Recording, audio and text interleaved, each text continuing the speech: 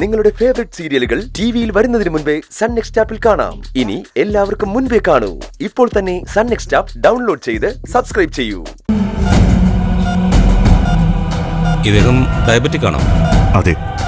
Insulin എടുക്കാറുണ്ടോ? ഉണ്ട്. എത്ര unit എടുക്കാറ്? അത് അവർക്കേ അറിയൂ. നമുക്ക് ചോദിക്കാം. അച്ഛന് എത്ര യൂണിറ്റ് ഇൻസുലിൻ എടുക്കാറ്? സാധാരണ 10 യൂണിറ്റ് എടുക്കാറ്. വേറൊന്നുമല്ല, ഷുഗർ വേരിയേഷൻ ഉണ്ടായിട്ടുണ്ടോ? അതിന്റെ കാരണം എന്താണെന്ന് നോക്കുമായിരുന്നോ?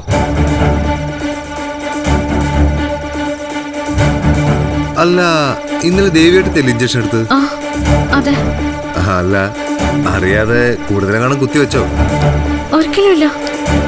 ഗണ്ണില് മരുന്ന് നിറച്ച ഞാനല്ല, അമ്മയാ. കുത്തിവെച്ചത് ഞാനേ ഉള്ളൂ. മാത്രല്ല, കിടക്കുന്നവരെ അച്ഛൻ്റെ ഷുഗർ ലെവല് വളരെ നോർമലായിരുന്നു.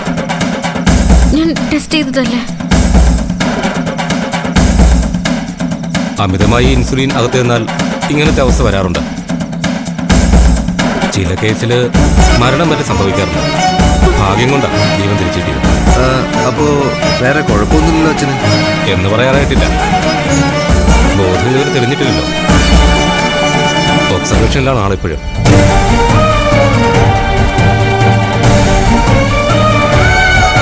അത് കഴിയട്ടെ, അത് കഴിഞ്ഞ് പറയാം. എന്താ അമ്മ ഇൻസുലിൻ സെറ്റ് ചെയ്തപ്പോ അളവ് വല്ലതും കൂടി പോയോ? ഇല്ല, എനിക്കറിയായിരുന്നല്ലോ. ഞാൻ ചെയ്യാറുണ്ടായിരുന്നതാ. എന്റെ സംശയം വേറെന്നാ, അച്ഛൻ ഉറങ്ങിയ ശേഷം ആരെങ്കിലും ഇൻസുലിൻ കുത്തിവെച്ചിട്ടുണ്ടാവൂന്നാ. ആര്?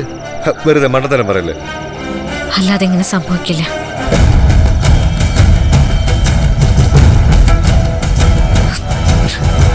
അച്ഛന് ബോധം വരട്ടെ. അപ്പോഴേക്കും ഡോക്ടർ ഒരു തീരുമാനത്തിലെത്തുമല്ലോ. ഇതത്ര നിസ്സാര സംഭവമൊന്നുമല്ല. ഇതങ്ങനെ വെറുതെ വിടാനും പാടില്ല. മനഃപൂർവ്വം അങ്ങനെ ആരെങ്കിലും ചെയ്തിട്ടുണ്ടെങ്കിൽ അത് സീരിയസ് ആയിട്ട് എടുക്കേണ്ടതാണ്.